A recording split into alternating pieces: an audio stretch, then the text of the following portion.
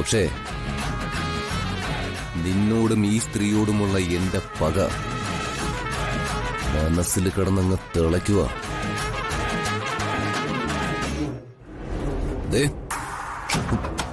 വീട്ടിലെ രണ്ടിനെ ഞാൻ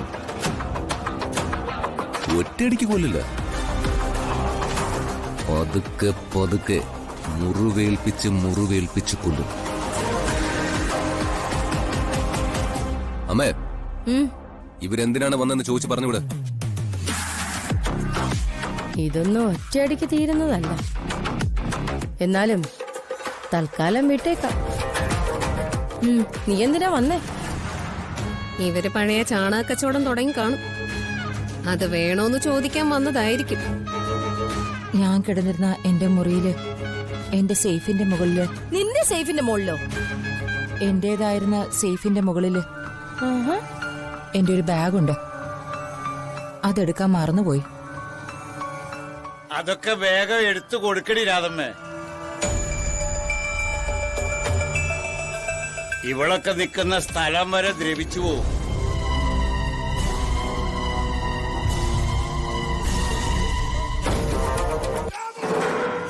അല്ല മക്കളെ പേരെന്താ പറഞ്ഞു? മറന്നുപോയി.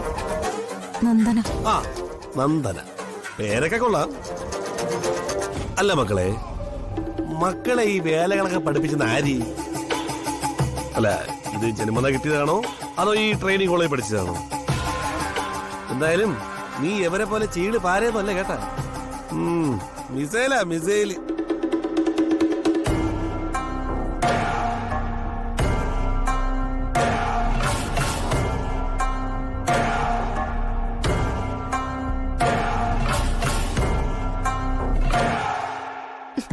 ദാ അടക്കുന്നു നിങ്ങളുടെ ബാഗ്. എടുത്തോണ്ട് പോ.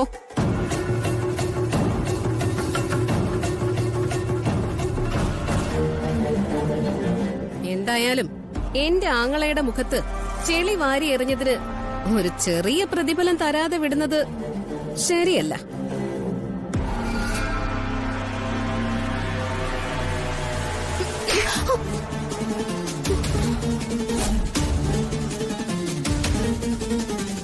നിന്നോടുള്ള കടം കിടക്കുകയാണ്. അതവിടെ കിടക്കട്ടെ. ഞാൻ നോക്കി നിൽക്കെ നീ എന്റെ മകന്റെ കരണ തന്നടിച്ചു.